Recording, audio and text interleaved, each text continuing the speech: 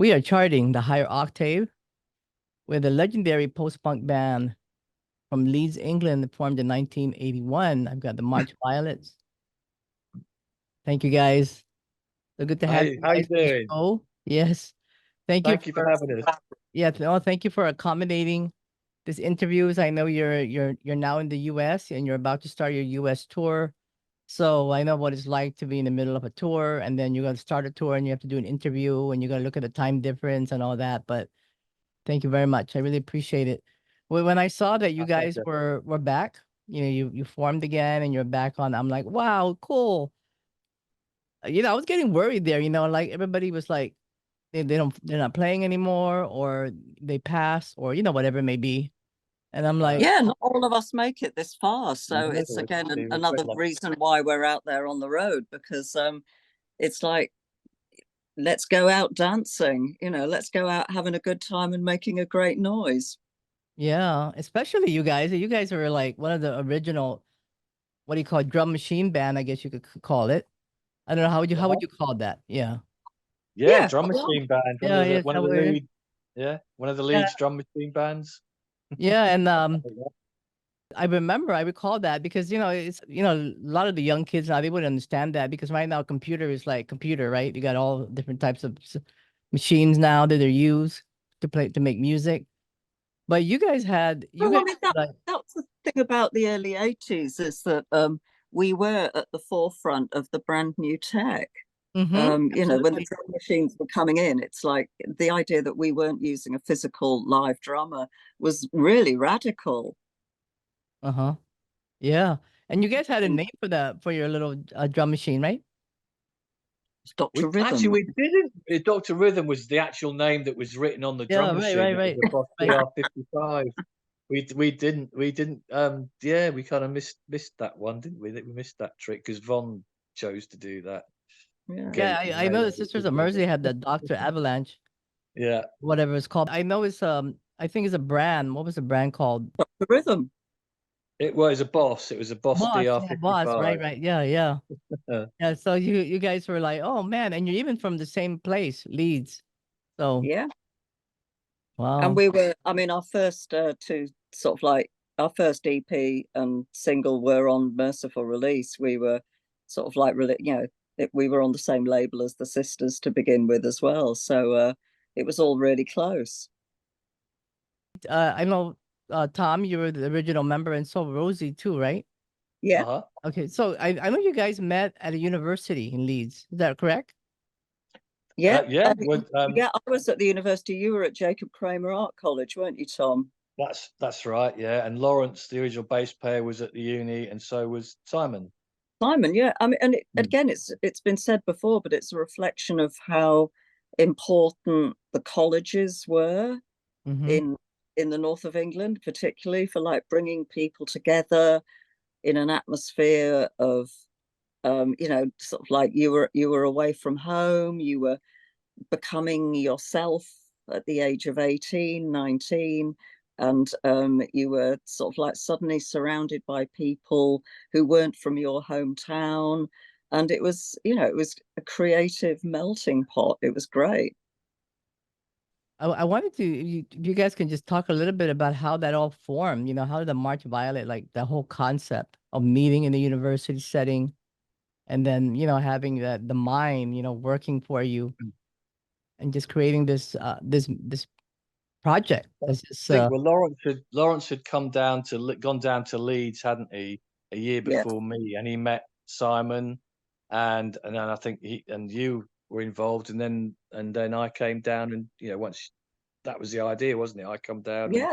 join up with you three, and so there was definitely a plan with a timetable to some extent going on there.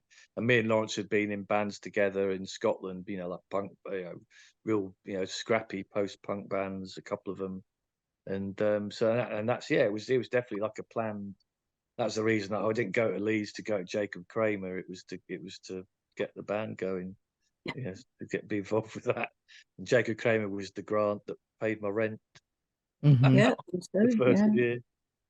And for me, coming to the north of England and going to university, it was a way of well, I mean, because my parents at the time were living like in the south of England, in the middle of the countryside, and I just wanted to escape the countryside and move to a big city, and Leeds was the perfect place to be. Yeah.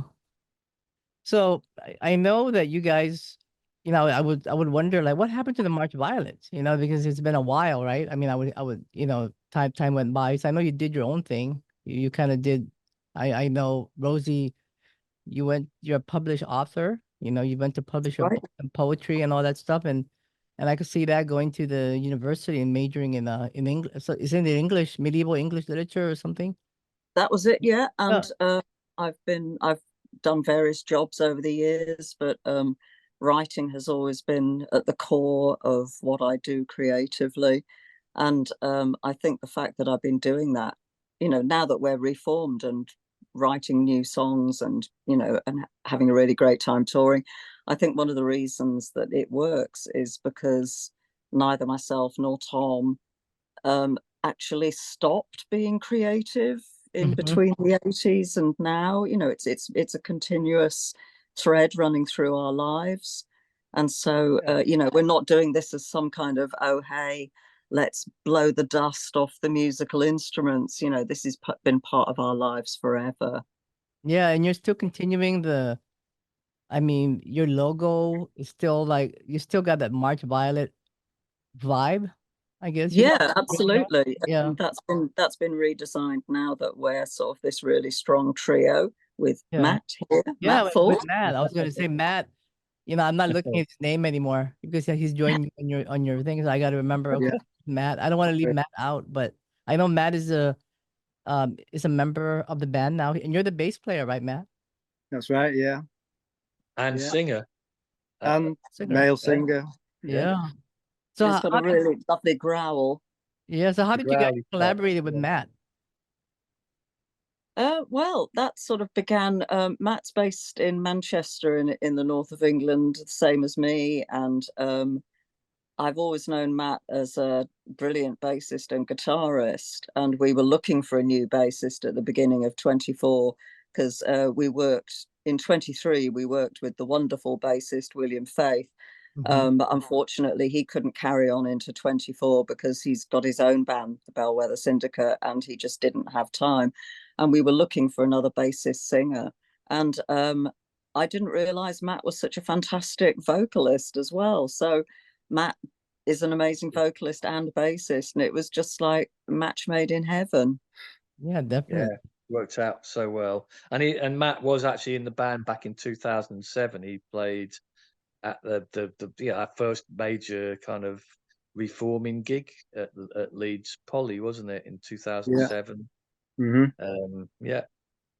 And then of course, Rosie, you unfortunately got ill, and we Yeah. had to stop for a few years while you recovered. Yeah, And I'm so glad you recovered. I know that was Yeah, so am I. really hard. Oh my gosh. I can't believe that you're even singing again, you know? Well, I had to So work amazing. really hard to build my voice up because Wow. throat cancer was no joke. But I worked really, really hard because singing means that much to me. And I got singing coaching, and I still do vocal exercises. Oh, wow. And Cancer it's survivor. That's it amazing. yeah, I'm a survivor, and as I said earlier, it's like not all of us make it this far. And again, it's something I say all the time, and I'll say it again. It's like when I get up on stage and sing, it's celebrating life. It's a celebration of life. Hmm. Yeah, that's why you have such a good heart. I could feel that in the email. Thank you. Yeah. Yeah, this it's really amazing. Because I've had friends who had cancer, and one of them is a survivor, so I totally get it, because it's like Thank you. because you open up the world in your eyes, like it's like having a new pair of eyes, right? It's Yeah. seeing the world again in different Yeah. light. Too right. Yeah, absolutely right. So Tom, I know you did your own thing too, when Uh-huh. everybody was when March Violet kind of took a break. Can you tell us a little bit about what you did? I know you've done many Yeah, things. I was in quite a lot of other bands. Towards the end of Violet, we were signed to London Records, and I joined another band that was signed to them, strangely enough, for a little while. I had fun with that. Recorded an album, did a film score for a Zelda Baron movie that was actually written by Peter Robin Hardy wrote it. Actually, the guy who wrote The Wicker Man. Yeah, Ah. called The Bull Dance, which it came out very badly, unfortunately. The film wasn't very good, but we had a lot of fun with that. And then I was in Clan of Zymox for a while. Yeah. I Cool. toured the US with them in the early '90s, doing Phoenix. Oh. I think that their second album for Mercury or something.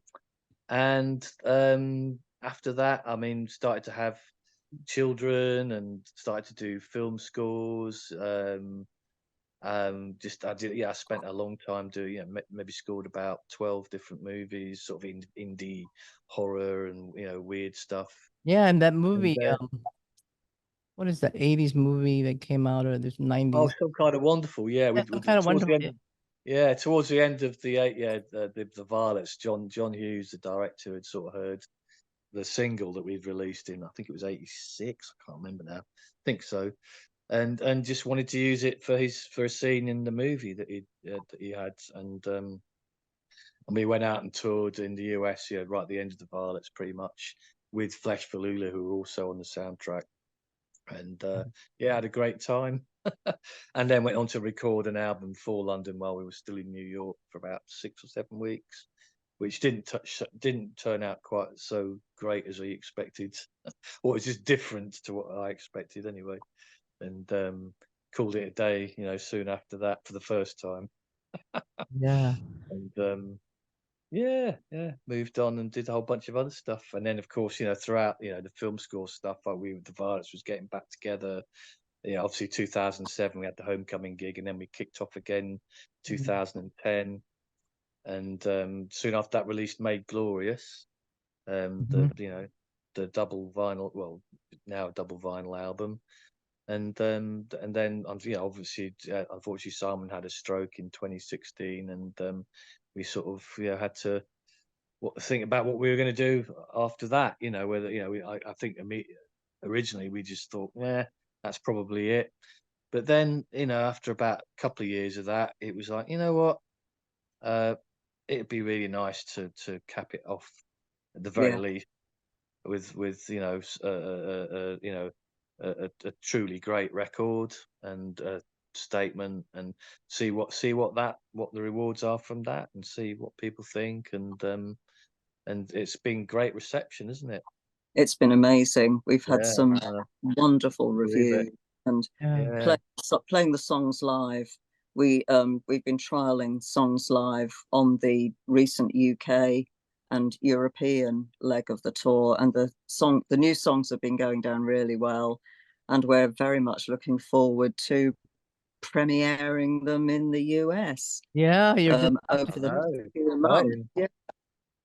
yeah, I really like a lot of the tracks on here. It's so tell us you. so the new this is a new album. It's called Crocodile Promises. Is released on Metropolis Records. And so tell us a little bit about the theme. With why is the title Crocodile Promises? In brief, what I was getting at with the lyrics was the idea of don't trust a crocodile if it makes you the most amazing promises in the world, because it Yeah. will not only lie to you, but it's probably going to eat you as well while it's at it. So, and it's this idea of, being surrounded by lies and misinformation, and, trying to find your way through the world. And who do you turn to? It's really funny you mentioned that, because there's on Instagram there's this I guess he's an alligator.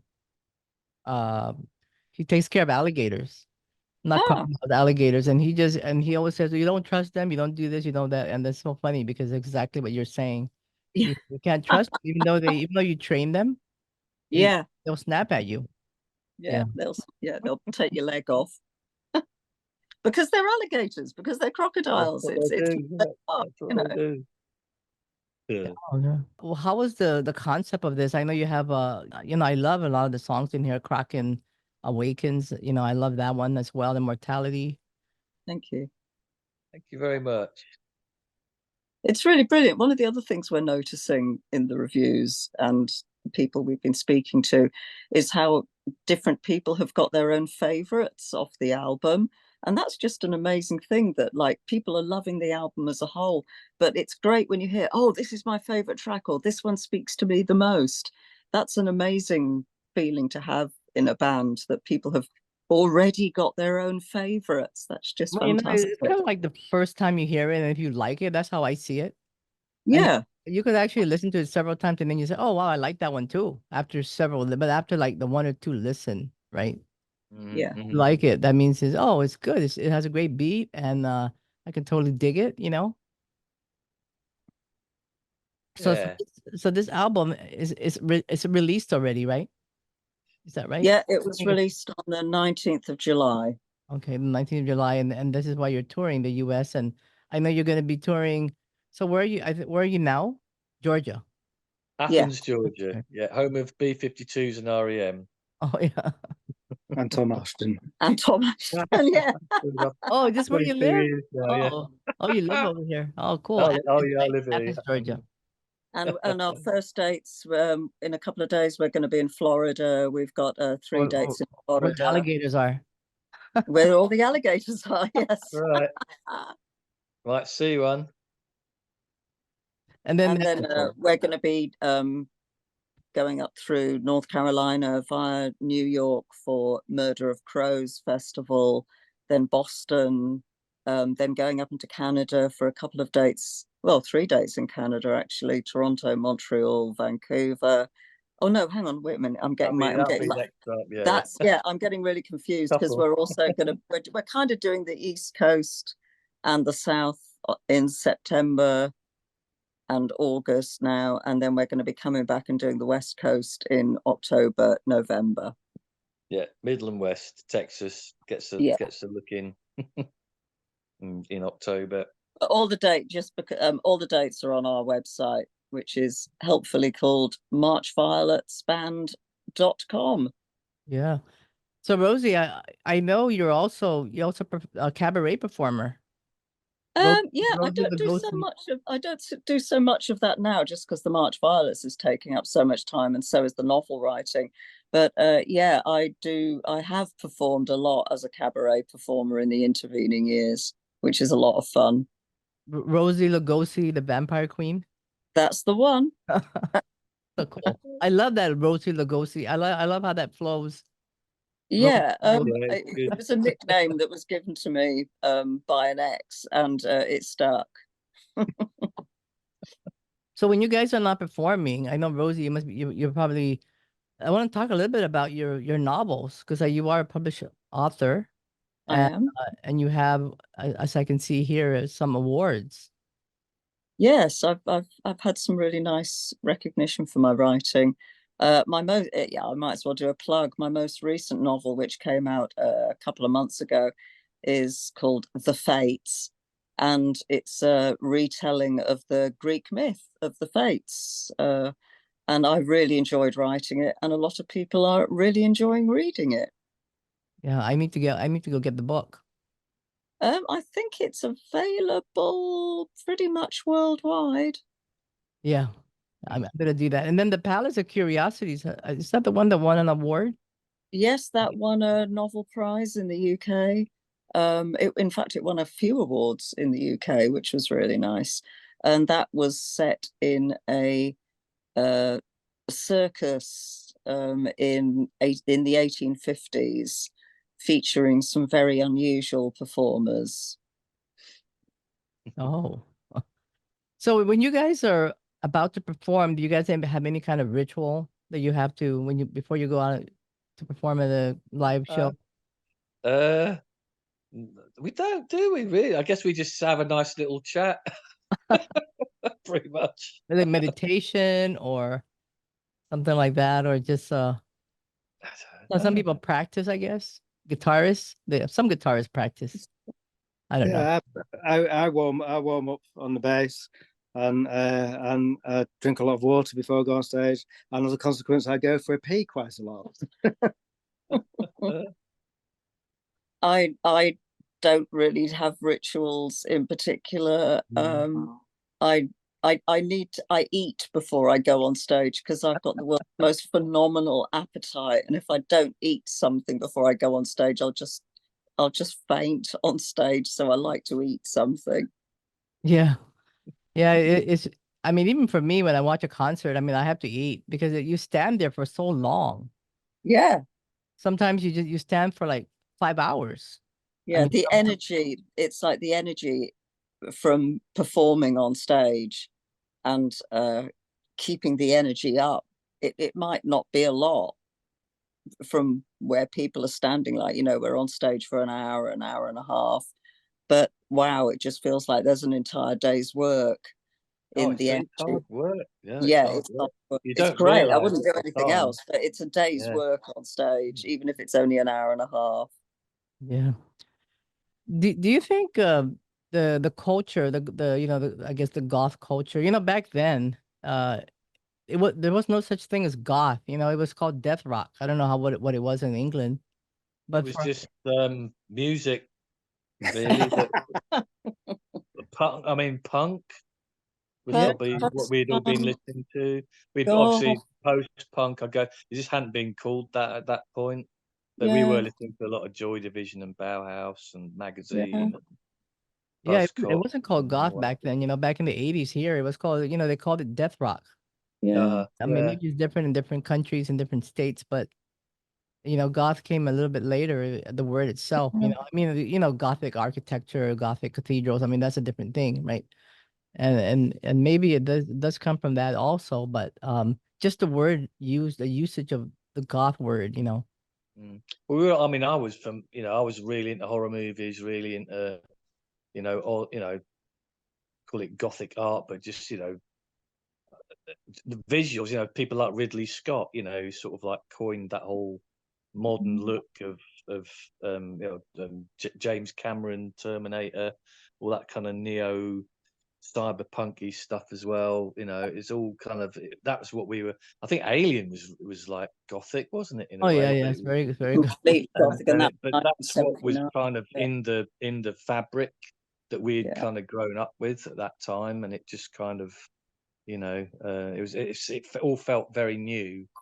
I'd never seen anything like those films when they came out. I was like, Jesus, man, that is just visually and the sound design and just mm, the whole atmosphere of it all was a new thing entirely. And you still see, film hasn't really moved on much from that, even now when you think about it, mm, that stylized thing. And I think our music at that time was kind of and it's an expression of that as well. It's trying to be, and I think that's why so much of it has lasted so long. It's kind of got that, it could have only have happened then, and it's yeah, never going to happen again. You'll never get that again. That, because we were just so lucky to be there at that time where those other artists were creating stuff that was just going to knock you on to another, to inspire stuff. Whatever medium you worked in. But definitely for me, I mean, Dario Argento, I see so many people posting, stuff about early, Italian horror stuff. And I'm like, well, Jesus Christ, I remember, buying that, renting that on VHS, like when it came out, and at the time I thought, wow, this is something amazing. Yeah, But that was, Suspiria is very gothic, um, it I was think just, I think Tom's making a really important point here that the gothic, the goth. I don't have a problem with the word personally, although I know a lot no, of people do.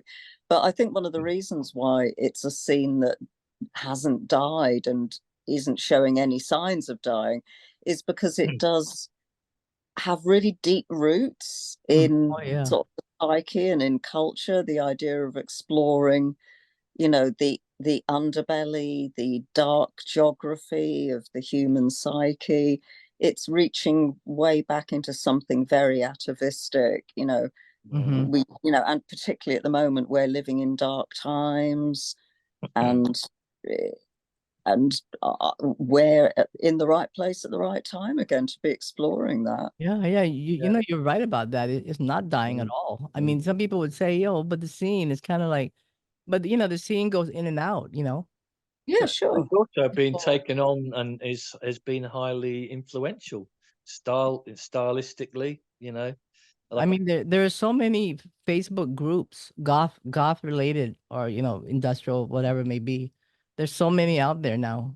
Just groups, tribute And you groups. know, one of the things that's really lovely about our shows now is we get our wonderful fans and supporters from back in the day Mm-hmm. coming to our shows, and that's just fantastic. And then the lights go up at the end, and you see that maybe half the audience are folks in their 20s who are really getting into the music for the first time. It's absolutely wonderful. It's amazing. I know. We're not just playing to people who are old fuckers like us. Yeah, I DJ 80s music, and a lot of yeah, I DJ 80s music, and a lot of the people that come to come to the events are young. I mean, they were not even born in the 80s, so I don't know where they came from. Yeah. Where'd you learn this? And they're Well, do you know, they're loving the music. I mean, it's like one of the things that's made me absolutely the happiest about the tour in 2024 was there were 4 folk came along to the gig in Leeds where we launched the album. It was the album launch party, and there were 4 really wonderful people there in their 20s. And one of them got in touch and did a post on Facebook a week later saying, "Do you know, the March for Artists are so amazing. I've decided to form my own band." And so she's formed a band with the other 3 people who were there at the gig, and they've got their first show. They've organised their first gig already. And it's just like, yes, our work here is done. Wow, that's amazing. That's the best feeling ever. Yeah, that is really cool. So when you guys do your live shows, do you also incorporate like some of the older stuff? Of course you do, right? Yeah. Oh yeah. Oh yeah. Great. Wow. So I know this record, is it available on vinyl as well? September, I think they're talking about, aren't they? Yeah, right now it's you can on get it CD and download at the streaming moment. streaming and on CD at the moment, and a vinyl should be for the it'll be out in time for the second leg of the US tour. We should have it then. Yeah, I really love your logo, like I was mentioning. Can you explain that a little bit? Where did that concept came about? Well, the new logo is designed by the artist Ali Fell, and it's based on it's taking a mixture of the 80s vibe with that the M and the V, but it's also kind of incorporating that with a unicursal hexagram, because the band is a trinity now, so it's playing with the idea of 3s. Yeah, it's beautiful. Yeah, I totally love it. I'll let Ali know because he'll be absolutely delighted. Yeah, it really there's a new makes me t-shirt. We have the t-shirt with that on now, don't we? We do. We have a t-shirt. Merch is available. Yeah, well, congratulations. I mean, do you guys have any updates or any plans for what you're gonna do next after this record?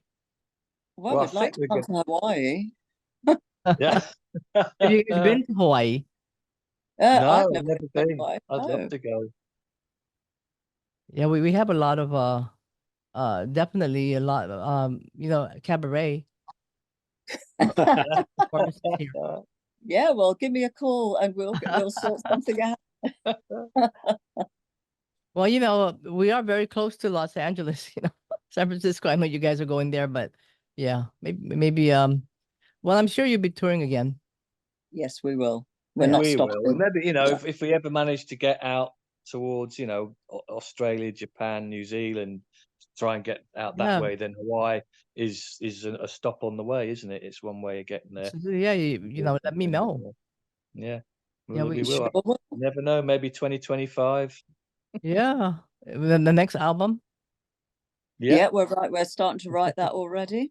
Yeah, there's a few ideas floating around for that, and hopefully we'll have time. Probably not right at this moment, but I think before October, for October, at the start of that and at the end, we can tack on time front and back potentially to do something then. Get it kind of like skeleton, get the skeleton of it, and then we've got time after the tour to get it all, you know, sort of Mhm. filled in. So who writes the lyrics to your music? You guys share it or just? I'm writing the lyrics. Tom and Matt do all the music. Okay. So great collaboration there. Yeah, love collaborating.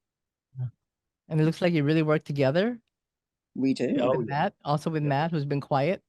I may be quiet, but I still have strong opinions. Yeah, I mean, this will be the first time I've worked with Tom and Rosie proper on the next album. So I'm looking forward to working with them and yeah, and seeing what comes out with me throwing my ideas into the mix as well. Yeah. That'd be cool. We got, I mean, yeah, we got one really good one that we were just messing around with in Manchester. Yeah, that's good. But Tom, you live in the US, right? And Rosie lives in England, and Matt, you live in England as well? Yeah. So you guys just collaborate on online, or you just like work together I that mean, people could have their own ideas and just send them to each other and mess yeah. around, and then, but we do pull together physically. I mean, like we did for the last record, so that we can, you know, so that you're in the same room getting the final, you know, sort of work done. I think it works better that way when people are literally there to bounce off and each you other. have your studio there, right, Tom? Yeah. Yeah, so you do a lot of production work and stuff for other bands and things like that.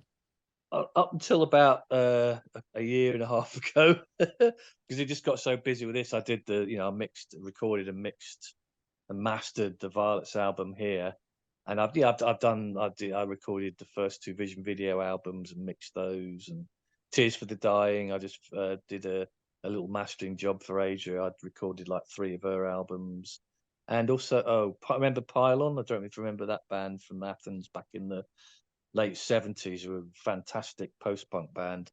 They are still, well, Vanessa, the original singer, is still going, and they did a new album, and I recorded half of that and then got dragged off on tour and couldn't finish it. So that went to David Barbie, who used to be in Sugar. Yeah, I mean, you know, it's all about, you know, time, you know, how much time have you got? And I have to say that the Violets album was you know, it took a lot of time to get it how I wanted it, and how we all wanted it, really. And that's just what it is, you know. It's a labor of love, I think I called it at the time, you know, and very happy with how it came out and how people are receiving it. Yeah, it looks like it's doing really well. I mean, I can see that. I'm just by listening to it, I can tell. And Thank you. and I know you guys are, and I know Rosie's probably going to be working on another book or another poetry. Yeah, I've got a new collection of short stories coming out in January 25, and I've got a new poetry collection in June 2025. That's what's next for me, anyway. And what about Matt? I have spent the last 6 months getting up to speed on the March Violets back catalogue. One day I will get back to my own solo work, which have got the best part of an album written but not yet recorded. We're creative people. Yeah, you guys all are. Really nice. Really nice ambiance. Really nice vibe here. Yeah, well, we only pass this way but once. Make the most of it. That's true. Thank you for the opportunity. You know, I know you're busy, and I'm so glad we were able to connect. Today's really busy for me. I've got another interview I had one this morning, and then I had to spread them out, right? And then the next one in like 4 hours from now is with Bill Lee of Frontline Assembly. Oh, excellent! Yeah. Who's also in the Metropolis label. Yeah, that's right. Yeah, and I'm like, okay, we gotta spread this all out. But it's so good to talk to you guys and meet you guys. Yeah, lovely to talk to you as well. Lovely to And meet you. I didn't even know all these other things you guys are doing, like Rosie. I didn't know that you were doing so many other things. And now that I have I just followed you on Instagram. Oh, cool. I'll follow you. And Tom, are you on Instagram as well? And Matt? I am, yeah. Sub Von Tom. Which one? Subvon Tom is my handle. You'll find SUBVONTOM. UB. Okay. And then what about Matt? You're And, well, one of my guys is Mat Thorpe Music. okay. I'll find you there. Yeah. Yeah. So I'll tag you guys when I put the video out, and I'll be sure to do that. I'll make sure. Fantastic. I'm Thank also you. on Facebook, but Facebook is like, oh boy, I like Instagram better, to be honest. Yeah. So. Yeah. It's nice to be able to switch between back and forth. I find because of our demographic, the age that we are, we find that we get just as much, if not more, response on Facebook, just because of that's where a lot of our fans are on when they're online. But there's like a big Instagram following as well that's building up. Yeah. But, I kind of prefer Instagram for just that, the simpler communication, I think you'd call it. Are you guys all in the same room right now? Nearly. We're nearly in the same room, but we were having problems with the phones with the echo. So we've Feeding back. Matt and I are on one phone, and Tom's next door. So they're in the control room, and I'm in the live room. Yeah. Well, I hope to see you guys in one of your shows, or maybe in Hawaii, or you never know, or in England, but I'll be sure to catch your show. I would love to catch your show. I wish I could. I was thinking of the one in San Francisco in November. I was looking at that. We'll see. Well, happen. Yeah. I hear the weather's lovely in November in San Francisco. Yeah, it's a little cooler over there. It's probably the best time to go now. Is right now. I know. I was just there. Yeah, cool. It was. Oh, you were just there? Yeah, I went to see Jaw Wobble. Oh, how was that? He's got oh God, what's his name? The Banshees guitar player. John Klein's playing guitar. Yeah. He's playing with him. Yeah, we took a photo. I did an interview with Jaw Wobble like maybe 2 years ago. Based on his book and all that, so it was really good. It's so good to see them perform live. It's just so beautiful. Yeah, great band. Yeah, they do quite a lot of Pill songs, don't they? I think now. Yeah, it's from that album. Yeah. Brilliant. Yeah. All right.